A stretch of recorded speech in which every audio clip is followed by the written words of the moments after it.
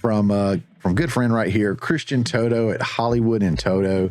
Hollywood's collapse is an opening DIY filmmakers need. Netflix abandons auteurs while Harper's Mag predicts industry's slow-mo extension. Excuse me. The Irishman was such a good movie. It would have been even better if it was probably about an hour shorter and condensed. But it really was a good movie. It was a good movie. Let's see. I'm not going to worry about that part. Here's Christian. It's often hard for Peacock and company to compete, and the aforementioned clips cost a fraction of what Hollywood produces. That's only one of the many problems facing Tinseltown in 2024. News that Netflix is getting out of the so-called auteur business suggests another problem for La La Land. No more blank checks for Martin Scorsese's of the world. The next Irishman-style film may need to cut its budget dramatically, or it won't get told. We also learned that Oscar-winning director Catherine Bigelow's proposed Netflix film, Aurora, just got canceled. And then there's the atomic bomb dropped by Harper's Magazine this week. The life and death of Hollywood film and television writers face an existential threat. Ouch. Currently, the machine is sputtering, running on fumes, according to research by Bloomberg. In 2013, the largest companies in film and television were more than $20 billion in the black. By 2022, that number had fallen by roughly half. From 2021 to 2022, revenue growth for the industry dropped by almost 50%. At U.S. box offices, by the end of the last year, revenue was down 22% from 2019. Experts estimate that cable television revenue has fallen 40% since 2015. Streaming has rarely been profitable at all until very recently. Netflix has the sole platform to make money. Among the other companies with streaming services, only Warner Brothers Discovery's platforms may have eked out a profit last year, and now the streaming gold rush, the era that made Dickinson, is over. The feature focuses primarily on screenwriters, but the fears and loathing that the community faces stretches across Hollywood. The industry is in trouble. We already knew that. The news is certainly grim for Hollywood across the board, but a small but determined group of creators may reap the benefits of the New World Order.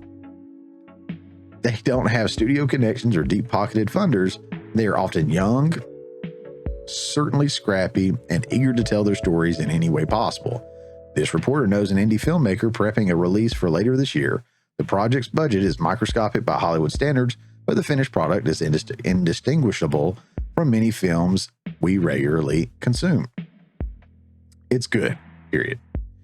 Now, imagine a flood of like-minded storytellers using YouTube, Rumble, AI, and other high-tech tools to tell stories on their terms.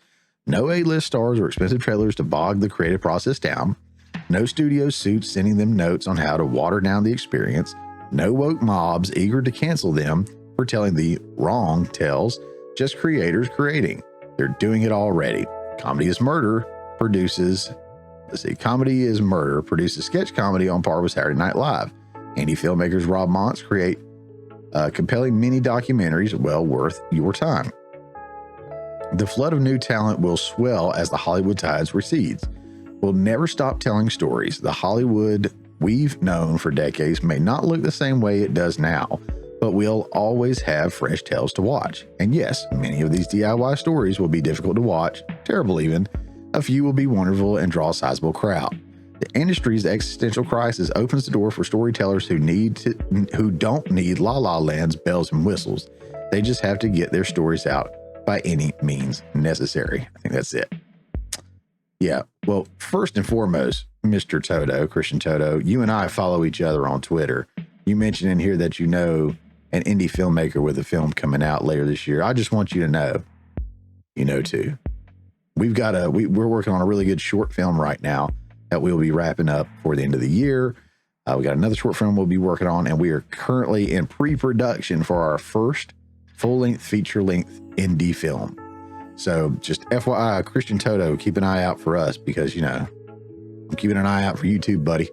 But yeah, I mean, this is something we know that Hollywood was collapsing, but I love the direction of the article. You know, it's really an uplifting story more than it is a negative story. Yes, Hollywood is failing.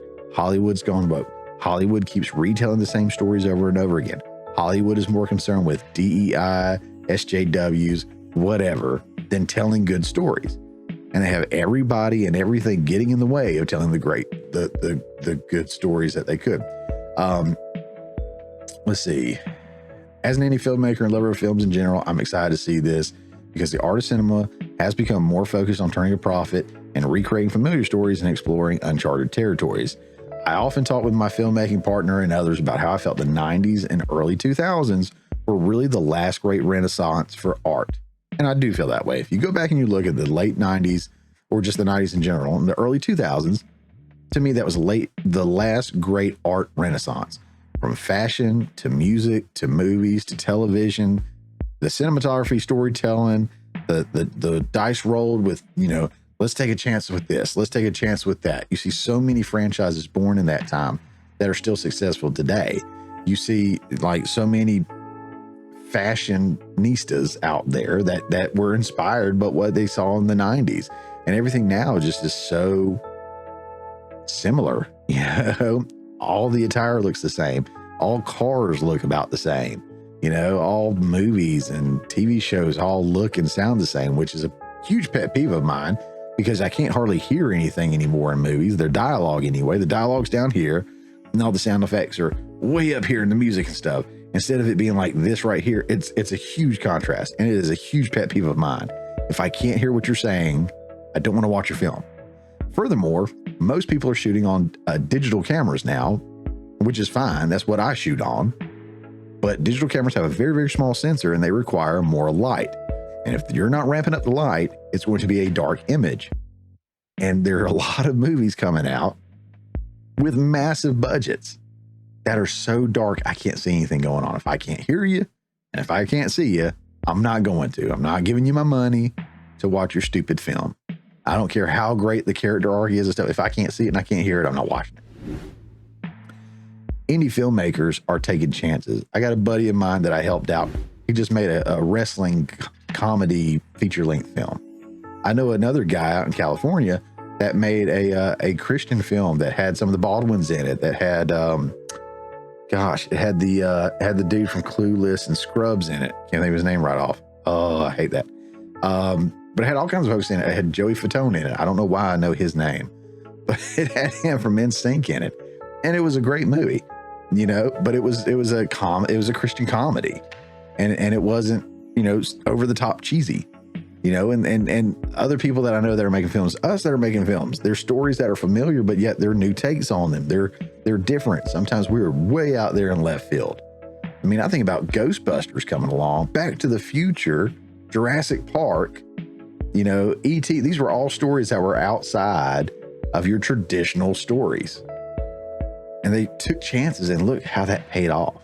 Today, everything is just so safe. If it's not something that's super duper familiar, let's just go ahead and just remake an old movie. It's so sad to see it. I hate it. But again, I'm an independent filmmaker. We're rolling stuff out constantly. You can check my stuff out. You can check other folks' stuff out. I will tell you this, a platform that I really, really respect is Tubi. T-U-B-I, Tubi. It's like a free Netflix. They have ads on it, but then again, all these other streaming platforms are starting to roll out ads for paying for it. Tubi is free. They have ads on it. I have a short film on there called Low Heat. I co-wrote it and I did the cinematography for it. We had a budget of, I think, like $1,000 or less is what was put into it. Don't expect Hollywood level stuff, but it's a good watch, and it is very R-rated. So, a lot of language in there and subject matter. But go support Tubi, because not only are they, carrying a lot of the big titles, which is great, older big titles like from the 90s and whatnot, but they are still bringing on independent filmmakers and their films. Several other people in my community that are putting films out over the last couple of years have gotten them on Tubi. Tubi is very, very supportive. And what Netflix used to be when they first started, what YouTube used to be about before they started going more and more corporate, it's now less about YouTube and more about corporate tube and, NBC, Disney, whoever's going to pay them more money to put their stuff out there.